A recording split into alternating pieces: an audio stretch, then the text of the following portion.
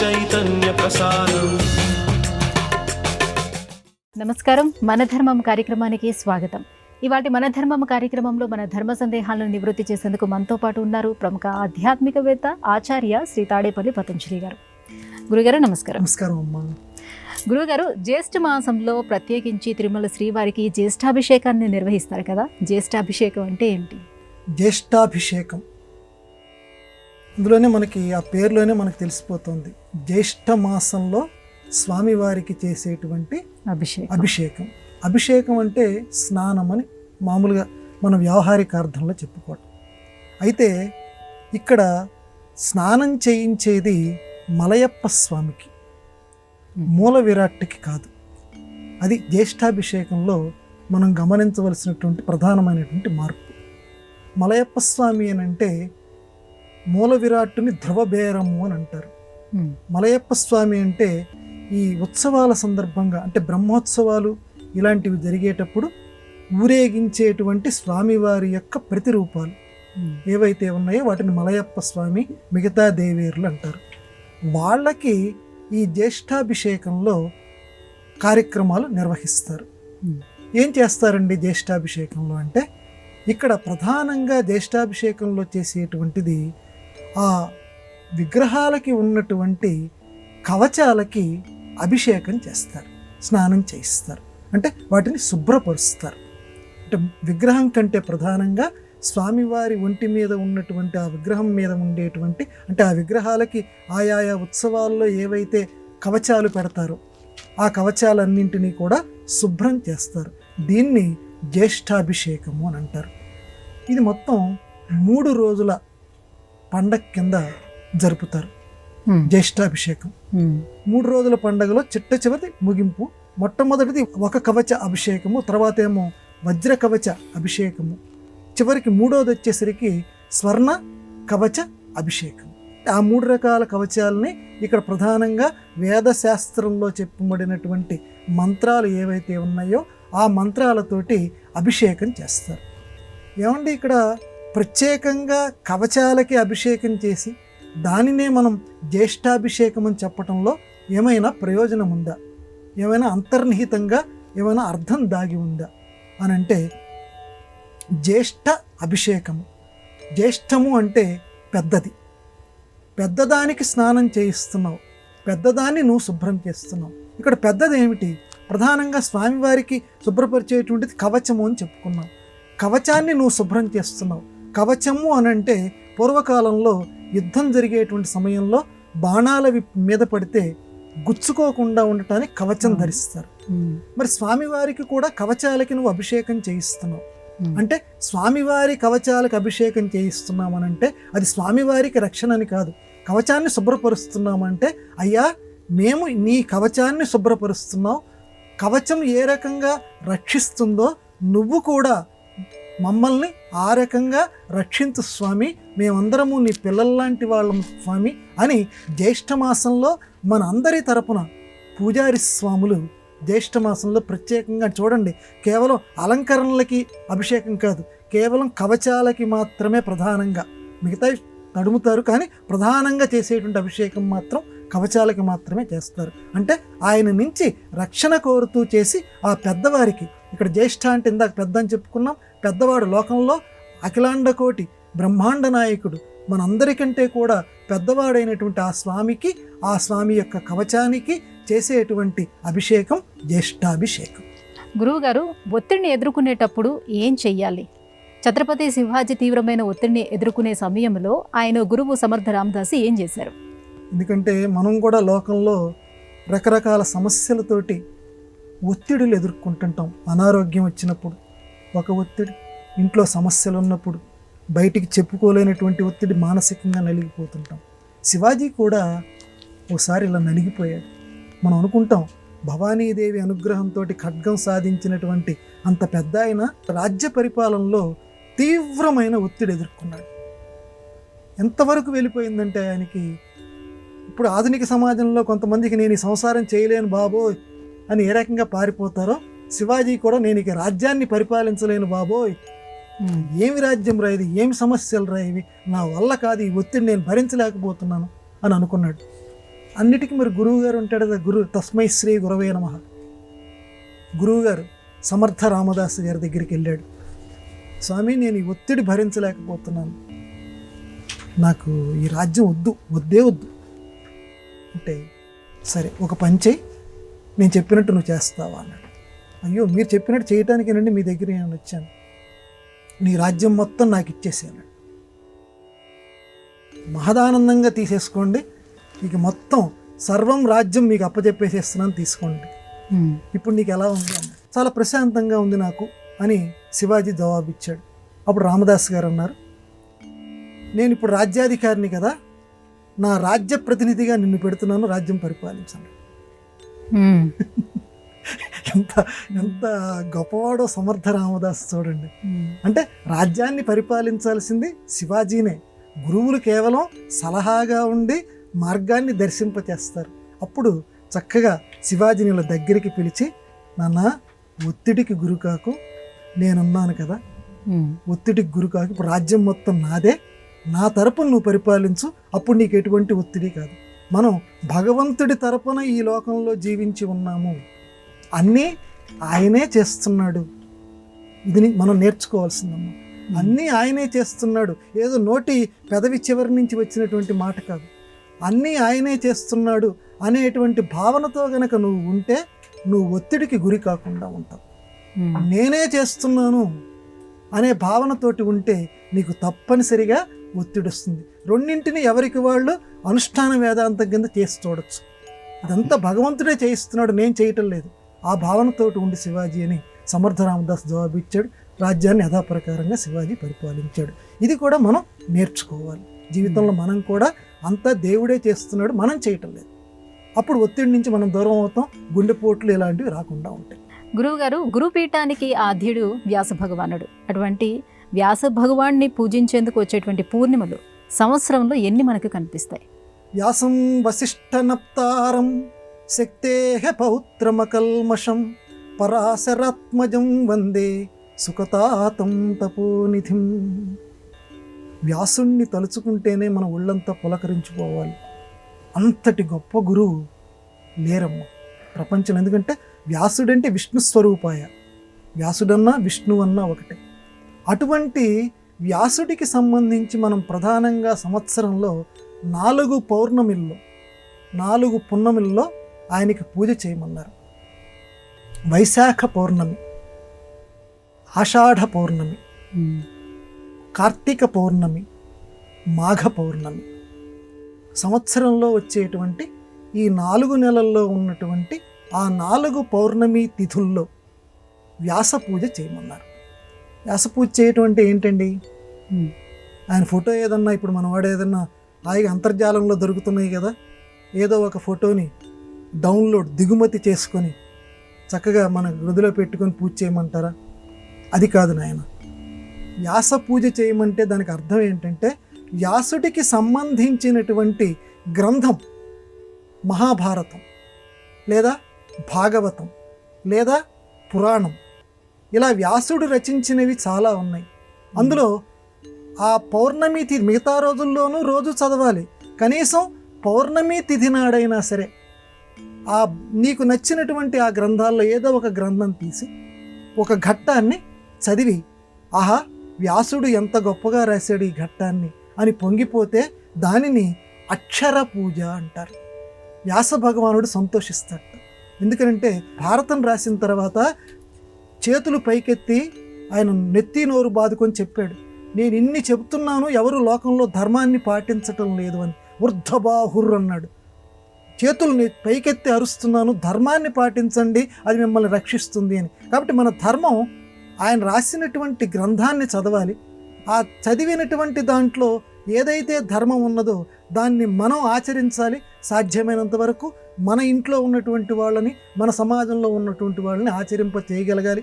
ఎప్పుడు ఆచరిస్తారంటే, మనం చదివిన తర్వాత దాన్ని మనం జీర్ణం చేసుకొని ఇతరులకి చెప్పేటువంటి సామర్థ్యాన్ని మనం పెంచుకోగలగాలి. గ్రంథాన్ని ఇతరులకు ఎప్పుడు చెప్పగలం? ఆ గ్రంథం మనకి బాగా అర్థమైతేనే. ఏదో మామూలుగా చదివితే దాని గురించి ఇతరులకు మనం చెప్పలేము. కాబట్టి వ్యాస పౌర్ణమి నాడు, ఈ చెప్పినటువంటి ఈ 4 పౌర్ణమిల నాడు మిగతా రోజుల్లోనూ చదువుకోండి, చదవద్దని చెప్పట్లేదు. ఈ 4 పౌర్ణమిల్లోనూ తప్పనిసరిగా ఆయన గ్రంథంలో ఏదో ఒక కొంత భాగం తీసి చదివితే ఆయనకి నిజమైనటువంటి పూజ చేసినటువంటి వాళ్ళం మనం అవుతాం. ఇది వ్యాస పౌర్ణమిల్లో ఉన్నటువంటి ఉద్దేశం. గురువుగారు, ఎన్నో ఏళ్ల క్రితం బృహదీశ్వర ఆలయం, తంజావూరులో ఉన్నటువంటి ఈ బృహదీశ్వర ఆలయంలోని 80 టన్నుల రాయిని గోపురం పైన ఏ రకంగా ఉంచారు? దీని వెనుక ఉన్నటువంటి ఆ విద్యల గొప్పతనాన్ని ఎలా అర్థం చేసుకోవాలి మనం? అవునమ్మా, ఇలాంటివి వింటున్నప్పుడు మన భారతీయ సంస్కృతికి తెలియకుండానే సహృదయుడు ఎవరైనా ఉంటే వాడు 2 చేతులు కలిపి నమస్కారం చేస్తాడు. టన్ను అంటే 1000 కేజీలు, 80 టన్నులు. 80 టన్నుల రాయిని ఇప్పుడు ఇంత బాగా పరిణతి చెందినటువంటి ఈ కాలంలో పైకెత్తాలంటే మీకు ఏదో క్రేన్స్ ఇలాంటివి వచ్చాయి, పైకెత్తుతున్నారు. మరి ఆ కాలంలో అంత బరువు ఉన్నటువంటి రాయిని పైకి ఎలా ఎత్తగలిగారు? ఇది ఒక అంతు చెక్కనటువంటి ప్రశ్న. కానీ దీనికి జవాబు మన భారతీయ విద్య చెప్తుంది. ఏమిటండి ఆ విద్య? అక్ష విద్య ఏ రకంగా మనం చెప్పుకున్నామో, పరకాయ ప్రవేశం ఏ రకంగా ఉన్నదో ఆ రకంగానే శిలాహృదయము అని ఒక విద్య ఉంది. శిలాహృదయము. శిలాహృదయము అని అంటే శిల యొక్క హృదయాన్ని తెలుసుకునేటువంటి విద్య. అంటే ఒక అశ్వహృదయంతో, గుర్రంతో మాట్లాడితే అది ఏ రకంగా వేగంగా మనవాడే అని చెప్పి ఏ రకంగా ఆత్మీయుడు పక్కగా ఉంటే ఎంత ఉత్సాహంగా గుర్రం పరుగులెడుతుంటుందో, ఆ రకంగానే శిలకి కూడా మనం మాట్లాడగలిగితే, శిలతో మనం సంభాషించగలిగితే అది కూడా గురుత్వాకర్షణ శక్తిని కోల్పోతుంది. మామూలుగా ఒక చిన్న రాయి, ఏ రకం పెద్ద ఇన్ని కేజీల బరువు ఉన్నటువంటి రాయి కూడా ఒక మామూలు గులకరాయిలాగా అంత బరువు కింద అనిపించేసి అది పైకి మనం ఎక్కడ పెట్టాలంటే అక్కడ పెట్టచ్చు. గురుత్వాకర్షణ శక్తి అంటే చాలామందికి తెలుసు, అయినా మళ్ళీ ఒకసారి వివరణ చేద్దాం. అంటే ఏదైనా మనం పైకి వెళుతుంటే భూమి దాన్ని కిందకి లాగుతుంటుంది. ప్రధానంగా ఇంకా రకరకాల ఉన్నాయి సూత్రాలు, అదొక్క సూత్రం తెలుసుకుందాం. ఏదైనా పైకి వెళుతుంటే కిందకి భూమి గుంజుతుంటుంది, దాన్ని గురుత్వాకర్షణ శక్తి. అందువల్ల అదేమవుతుందంటే మనకి చాలా బరువు కింద అనిపిస్తుంటుంది దాన్ని పైకి తీసుకెళ్తుంటే. అప్పుడు ఈ గురుత్వాకర్షణ శక్తిని కోల్పోతే, ఈ కిందకి పోయేటువంటి ఆ లక్షణం ఏదైతే ఉండదో, ఆకర్షణ శక్తి పోతే వెంటనే ఆ రాయి చాలా తేలిక కింద మారిపోతుంది. ఇది ఎప్పుడు వస్తుంది? ఈ శిలాహృదయ విద్యని నేర్చుకుంటేనే. చివరికి కోనార్క్ దేవాలయంలో కూడా ఇదే జరిగింది. కోనార్క్ దేవాలయంలో కూడా అంత బరువు ఉన్నటువంటి విగ్రహాలని ఎట్లా పైకి చేర్చడం అంటుంటే ఒక అతను ఒక్క రోజులోనేనమ్మా పైకి చేర్చాడు. ఎలా చేర్చగలిగాడు? ఇప్పటికీ చరిత్ర పుస్తకాలు చదువుతుంటే అత్యద్భుతమైన ఆశ్చర్యం. ఇదిగో ఈ శిలాహృదయ విద్య నేర్చుకున్నారు. ఆ నేర్చుకొని ఇప్పుడు అస్తమించింది. ఎందుకంటే దాన్ని గురించి పట్టించుకునేటువంటి వాళ్ళు లేరు, దాన్ని చదివేటువంటి వాళ్ళు లేరు, దానికి ఆదరణిచ్చి పోషించేటువంటి వాళ్ళు లేరు. అందుకే క్రమక్రమంగా మనకు గొప్పదైనటువంటి మన భారతీయ సంస్కృతికి పట్టుగొమ్మల్లాగా ఉన్నటువంటి విద్యలన్నీ కూడా ఈరోజు దుమ్ము ధూళి పట్టి ఆ పుస్తకాల్లో పడున్నాయి. వాటిని అభ్యసించేటువంటి వాళ్ళే లేరు. ఆ శిలాహృదయ విద్యతోటే మన భారతీయ దాని పేరే బృహదీశ్వర ఆలయం. గొప్పదైనటువంటి ఈశ్వరుడికి సంబంధించిన మన గొప్ప కళా సంస్కృతులు కలిగినటువంటి గుడి. అటువంటి గుడి మీదకి అంత బరువు ఉన్నటువంటి రాయలను చేర్చగలిగారు కేవలం ఈ శిలాహృదయంతో. అందువల్ల మన భారతీయ సంస్కృతికి ఆ రాయి జై జై చెప్తుంది. మనం కూడా అలాగే జోహార్ అర్పిద్దాం. గురుగారు, హరి వెంట సిరి ఉంటుందని, అందుకే సంపద కన్నా దేవునికి ప్రాధాన్యం ఇవ్వాలని మన గ్రంథాలు ఎలా చెప్పాయి? హరి విష్ణుమూర్తి, సిరి అంటే లక్ష్మీదేవి. హరి వెంటే సిరి ఉంటుంది, సిరి వెంట హరి ఉండడు. ఏం సార్ ఇలా అంటున్నారు? హరి వెంట సిరి, సిరి వెంట హరి. ఎందుకనంటే ఇక్కడ మామూలు లౌకిక అర్థంలో చెప్తున్నా నేను.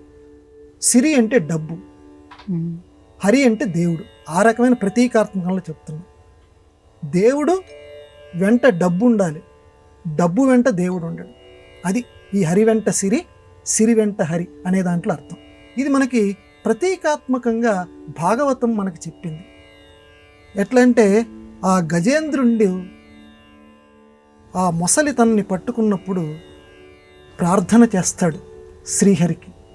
శ్రీహరికి ప్రార్థన చేస్తే ఆవిడతోటి ఏదో పాపం చక్కగా ఏదో వినోదంలో ఉన్నటువంటి శ్రీహరి భక్తుడి యొక్క ప్రార్థన విని ఇక ఆ ఆటని విడిచిపెట్టేసేసి పరిగెత్తుకొని వస్తాడు, అందరికీ తెలిసినటువంటి ఘట్టమే. అప్పుడు ఆవిడ కొంగుముడి కూడా పాపం ఈయన గారికి ముడిపడిపోయి ఉంటుంది. కొంగుముడి భార్య కొంగుముడి కూడా తనకు ముడిపడి ఉన్నది అన్న విషయం కూడా మర్చిపోయాడు. కేవలం భక్త రక్షణ కళా పరతంత్రుడు కాబట్టి భక్తుల్ని రక్షించాలనే ఆత్రతలు. ఇట్లా పరుగున ఆయన వెళ్తుంటే ఆయన వెంట పరుగు ఇలా కొంగు పట్టుకొని ఆవిడగా పరిగెడుతోంది. అప్పుడు ఎందుకు మీరు వెళ్తున్నారండి, సంగతి ఏమిటని అడగాలనుకుంటుందట. అడిగేదనని కడువడి జొన్ను అడిగిన తన మగడ నుడుగుడని నడయుడుగు వెడవెడ సిడిముడి తడబడ అడుగిడు జడిమ అడుగిడదు నెడలన్. పోతన గారు రాస్తారు. అడిగేదనని కడువడి జను. ఎక్కడికి వెళ్తున్నారు స్వామి, కొంగు ఉంది స్వామి, కొంగు నెల పట్టుకొని వెళ్ళిపోతున్నారు ఏమిటి అని కొంచెం వేగంగా ముందుకు వెళ్ళాలనుకుంటుందట. అడిగిన తన మగడ నుడుగడని. తను ఎంత చెప్పినా సరే ఆయన జవాబు చెప్పడానికి భక్తుడే ముఖ్యం. వెడనుడుగున్ వెడవెడ సిడిముడి తడబడ. ఈ జడకొప్పంత దడబడిపోతుందట. అడుగిడు జడిమా. ఆయనంత వేగంగా వేయలేకపోతుందట, కానీ వేయలేకుండా ఉండలేకపోతుంది, ఎందుకంటే కొంగు ఆయన చేతిలో ఉంది. ఆ పరిస్థితి అలా ఉందని చెప్పి పరిస్థితి అలా ఉందని చెప్తారు. ఇక్కడ అర్థం ఏంటంటే, నేను ఈ ఘట్టాన్ని ఎందుకు పేర్కొన్నానంటే, హరి వెంట సిరి ఉంటుంది అంటే దేవుడి వెంట లక్ష్మీదేవి ఉంటుంది. అందుకనే విష్ణుమూర్తి పాదాలని లక్ష్మీదేవి ఒత్తుతోంది అని మనకి ఫోటోల్లో కనిపిస్తుంది. మనం ఏదో దానికి వేరే రకంగా మనం ఆపాదన చేసుకోవచ్చు, ఏమిటంటే అలా ఇప్పుడు పాదాల దగ్గరేనా భార్యస్థానం అని. అక్కడ దాని అర్థం ఏంటంటే హరి వెంట సిరి. దాన్ని అదేనా మన భారతీయ సంస్కృతి, అందుకే దానికి నమస్కారం చేయాలి. దేవుడి పాదాల దగ్గర డబ్బులు ఉంటాయి అంటే అంటే దేవుణ్ణి కొలిస్తే నీకు సంపద వస్తుంది, సంపదను కొలిస్తే దేవుడు కాదు. కాబట్టి రెండవ స్థానం సంపదకి, మొట్టమొదటి స్థానం దేవుడికి మాత్రమే ఇవ్వు అని చెప్పటానికి ఆ విష్ణుమూర్తి పడుకొని ఉంటే పాదాల దగ్గర లక్ష్మీదేవిని పెట్టారు. ఇక్కడ మన లౌకికంగా ఉన్నటువంటి మానవీయ సంబంధాలు చూసి భార్య గొప్ప లేకపోతే భర్తే గొప్ప అలా ఎందుకు ఉండాలండి, ఈవిడ పడుకుంటే ఆయన కూర్చోవచ్చు కదా, ఇట్లాంటి వాదాలు మనం చేయకూడదు. అది ఆధ్యాత్మిక ప్రతీకాత్మకంగా పెట్టినటువంటి చిత్రాలు. ఆ రకంగా మనం దృష్టి చేసి ఆ హరినే మనం కొలుచుకుంటూ, ఎందుకంటే హరి పక్కన ఎందుకంటే ఆయన శ్రీహరి అంటారు. అలాగే శ్రీ వెంకటేశ్వరుడు స్వామివారి పక్కనే అమ్మవారు ఉంటుంది. ఆవిడ ఎప్పుడూ కూడా అనపాయిని అంటారు. అనపాయిని అంటే ఎప్పుడూ కూడా విడిచిపెట్టనటువంటిది, ఏ అవతారంలో కూడా విడిచిపెట్టనటువంటి తల్లి. అందువల్ల హరిని కొలిస్తే చాలు లక్ష్మీదేవి మన ఇంట్లో వస్తుంది. లక్ష్మీదేవి అంటే చాలాసార్లు చెప్పుకున్నాం, కేవలం డబ్బు ఒక్కటే కాదు, పుత్ర సంపద, ధన సంపద, ధాన్య సంపద, ఇవన్నీ సంపదలే. బంధు సంపద, అలాగే ఆరోగ్య సంపద ప్రధానంగా, ఇవన్నీ కూడా మన వెంట వస్తాయి ఒక్క దేవుణ్ణి మాత్రం నిర్మలంగా కొలిస్తే. అందువల్ల హరి వెంట సిరి. గురుగారు, పూరి జగన్నాథ రథయాత్రలో దాగి ఉన్నటువంటి ధర్మ సూక్ష్మం ఏమిటి? సర్వం జగన్నాథం, మొత్తం లోకమంతా జగన్నాథమైన ఒక అర్థమను. మిగతా అన్ని చోట్ల ఎంగిలి ఉంటుంది, కానీ ఆ జగన్నాథ క్షేత్రంలో మాత్రం ఎటువంటి ఎంగిలి ఉండదుట. అంటే వాడి మెతుకులు దీని మీద పడ్డాయని, లేకపోతే మన మెతుకులు అక్కడ పడ్డాయి అని చెప్పి ఇలాంటి ఎంగిళ్ళు అక్కడ చూసుకోకూడదుట. సర్వం జగన్నాథం అని చెప్పి మన తెలుగులో ఒక జాతీయం కూడా ఉంది. సరే, ఇంతకీ మన ప్రశ్నకు వద్దాం. ఈ జగన్నాథ రథయాత్రలో ఉన్నటువంటి విశేషం, నిజానికి అది పూరి కాదు. మన వాళ్ళందరూ కూడా తప్పు పలుకుతున్నారు. అది పురి అని పలకాలి, కానీ అది ఒక తప్పుడు ప్రయోగం కింద లోకంలో పూరి పూరి పూరి పూరి అని వచ్చింది. అందరూ ఇప్పుడు పురి అని చెప్పినా ఎవడు నమ్మేటట్టు లేడు, అందరూ పూరి పూరి అని మాత్రమే అంటారు. నిజానికి అది పురి అంటే పట్టణము, ఒక పురము. మనదంతా కూడా ఒక శరీరం అనేటువంటిది ఒక పురం. ఈ పురంలోనే నవద్వారాల పురం ఇది. 9 రంధ్రాలు కలిగినటువంటి పురం ఈ శరీరం. ఈ శరీరమే లోకంలో ఉన్నటువంటి దానికి చక్కటి ఒక ప్రతీక. ఈ విశ్వమే ఒక రథం. విశ్వం రథం ఏమిటండి? ప్రపంచం మొత్తం ఒక రథంట. ఆ రథాన్ని నడిపించేటువంటి కర్త భగవానుడు. దాన్ని మనకి ప్రతీకాత్మకంగా చూపించటానికి జగన్నాథ రథ యాత్ర. కదిలితే రథం, కదలకపోతే క్షేత్రం. ఇది జగన్నాథపురిలో ఉన్నటువంటి విశేషం. కదిలితే రథం, ఎందుకంటే ఈ రథం ఇప్పుడు చూడండి, రథ శబ్దాన్ని ఇలా అర్థం చేసుకోరా అని చెప్పటానికి మన పెద్దలు పాపం మనోరథము అనే ఒక పదాన్ని కూడా కల్పించారు. మనం ఎంతసేపటికి ఏంటంటే మనకున్నటువంటి లౌకిక జంజాటాల్లో మునిగిపోయి ఆ పదాల వెనకాల ఉన్నటువంటి సారస్యాన్ని మనం మర్చిపోయాం. నాయన, మన మనస్సుని ఆ జగన్నాథుడి యొక్క రథం మీద ఉంచు, అంటే విశ్వం మీద నీ దృష్టిని ఉంచు, ఆ విశ్వాన్ని నడిపేటువంటి ఆ జగన్నాథుడి మీద ఉంచు. ఇది రథం నాయన. రథం ఎలా కదులుతోందో ఈ శరీరం కూడా అలాగే కదులుతోంది. ఎందుకంటే ప్రకృతి మన శరీరం. కాబట్టి ఈ రథంలో రథస్థో కేశవం దృష్ట్వా పునర్జన్మ న విద్యతే, పెద్దలు చెప్పినటువంటి మాట. రథస్థంలో అంటే రథములో ఉన్నటువంటి కేశవుణ్ణి గనక చూస్తే మళ్ళీ నీకు పునర్జన్మ రానే రాదు. కాబట్టి మనకి నిత్యం కేశవుడు ఇక్కడే ఉండాలి. మనకి ఈ రథంలో కేశవుడిని ఎప్పుడూ కూడా నువ్వు అంతర్నిహిత దృష్టితోటి నువ్వు సందర్శన చెయ్యాలి. దానికి ప్రతీకే జగన్నాథ రథ చక్రాలు వస్తున్నాయి వస్తున్నాయి వస్తున్నాయి అని ఆధునిక కవి వేరే రకంగా చెప్పినప్పటికీ, శ్రామిక జన పక్షపాతంగా చెప్పినప్పటికీ దాని అర్థం ఏంటంటే జగన్నాథ రథ చక్రాలు అని చెప్పి దానికి పేరు.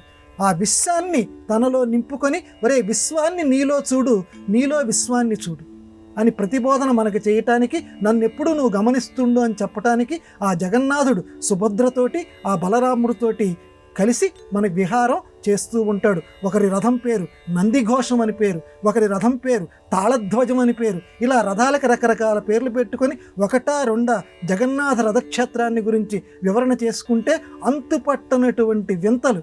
ఈనాటికి కూడా ఆధునిక పరులు కూడా ఇది ఎలా సంభవిస్తుంది?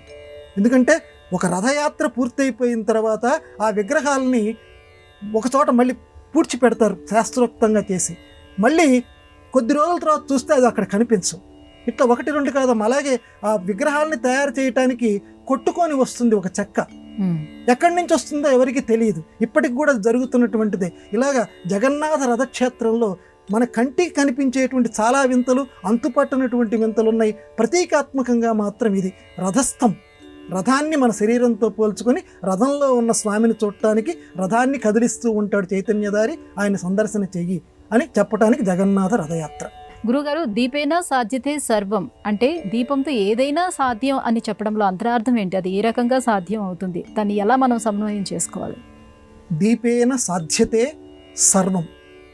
ఇక మామూలుగా లోకంలో ఇది ఉంటే నేను ఏదైనా సాధించగలను అని అనుకుంటాం. మరి మన ప్రార్థనా శ్లోకం, ఆ ప్రార్థనా శ్లోకంలో చిట్ట చివరి ఏమంటున్నాడంటే దీపేన సాధ్యతే సర్వం. దీపంతో మొత్తం నెరవేరుతుంది. ఎట్లా నెరవేరుతుందండి? చేస్తూడు. పెద్దవాళ్ళు చెప్తున్నారు, చేస్తూడు. ఇంట్లో పొద్దున్నే దీపం వెలిగించు, సాయంత్రం దీపం వెలిగించు. నీకు వచ్చి రానటువంటి భాషలో దీపం జ్యోతి పరబ్రహ్మ అంటావో, నాకు అది రాదండి, అంత మాట మన పలకటం రాదండి అంటావా, ఓ దీపమా నీకు నమస్కారం అని మామూలు తెలుగు భాష నీకు వచ్చు కదా, ఆ దీపమా నీకు నమస్కారం అని చెప్పు. దీపానికి నమస్కారం మాత్రం చెయ్యి, దీపం వెలిగించు. ఎందుకంటే దీపాన్ని వెలిగిస్తే నీ బతుకు వెలిగిపోతుంది. అది మన పెద్దవాళ్ళు చెప్పినటువంటి మాట. దీపాన్ని అందుకంటే ఎప్పుడు వెలిగించి చూడు కొద్ది రోజులు. చక్కగా నువ్వు పరిశుభ్రంగా స్నానం చేసిన తర్వాత నీకు వేరే మంత్రాలు వేరే అనుష్ఠానాలు ఏమీ వద్దు. ఆ దేవుడి దగ్గర నువ్వు దీపాన్ని వెలిగించు, సాయంత్రం పూట దీపాన్ని వెలిగించు. అలా కొద్ది రోజులు చేసి చూడు, నీకే తెలియనటువంటి అత్యద్భుతమైనటువంటి వాతావరణం, ఒక సౌహార్ద్ర సంభరితమైనటువంటి, ఒక ఆత్మీయతా సంభరితమైనటువంటి, ఒక చైతన్యదాయకమైనటువంటి వాతావరణం నీ ఇంట్లో ఏర్పడుతుంది, నీ చుట్టూ ఉన్నటువంటి సమాజంలో కూడా ఏర్పడుతుంది. అందుకే దీపేన సాధ్యతే సర్వం. ఇంకోటి, దీపం చేత ఎలా సాధించవచ్చు అంటే దీపపు వెలుగుని దేవతలు ఇష్టపడతారు అని చెప్పి మన శాస్త్రాలు చెప్తున్నాయి. మామూలుగా ఇప్పటికీ కూడా చూడండి, మన తిరుమల లాంటి పవిత్రమైనటువంటి పుణ్యక్షేత్రాల్లో కూడా స్వామివారి ఆ మూల విరాట్టు దగ్గర ఈ కరెంటుకి సంబంధించినటువంటి దీపాలు ఏవి ఉంచరు. మామూలుగా ఆ నూనెతోటి ఉన్నటువంటివి అటువంటి దీపాలు మాత్రమే అక్కడ ఉంచుతారు. ఈ కరెంటు తోటి ఉన్నవి ఉంచరు. ఎందుకని? అటువంటి దీపం వెలిగించాలి. నేను దీపం వెలిగించమన్నారు కదా మీరని చెప్పి ఏదో మామూలు లైట్ వేసేస్తాను సార్ అని చెప్పి అది కూడా దీపం కిందే లెక్కే కదండి అని మనకున్నటువంటి ప్రతిదీ కూడా సమన్వయం చేస్తుంటాం కదా. ఇది కూడా వెలుగునిస్తుంది కదండి, నువ్వు దీపం ద్వారా వెలుగు వస్తుంది అంటున్నావు కదా, నేను లైట్ వేస్తే వెలుగు వస్తుంది కదా, నాకు కూడా అన్నీ రావాలంటే కుదరదు. అక్కడ ఒత్తి, ఎందుకంటే ఒత్తి ద్వారా నూనెని గ్రహిస్తూ వెలుగుతున్నటువంటి ఒత్తి ఒక్కొక్కటి అంతరార్థంలో ఉంది మన ప్రాచీన సంప్రదాయంలో. ఆ రకంగానే ప్రమిదలో ఉంచి ప్రమిదలో నూనెను పోసి నూనెలో దాన్ని వెలిగించాలి, అప్పుడే అది దీపం అంటారు. అటువంటి దీపంతో అన్నీ కూడా నెరవేరుతాయి. గురుగారు, ఇవాటి మన ధర్మం కార్యక్రమంలో మాకు వచ్చినటువంటి ఈ ధర్మ సందేహాలన్నీ కూడా నివృత్తి చేసినందుకు ధన్యవాదాలండి. నమస్కారం అమ్మా. ఇది ఇవాటి మన ధర్మం కార్యక్రమం. రేపటి మన ధర్మం కార్యక్రమంలో మళ్ళీ కలుసుకుందాం. నమస్కారం. ఈ కార్యక్రమాన్ని తిరిగి చూడాలనుకుంటే www.youtube.com/ETV Life Spiritual లో చూడవచ్చు.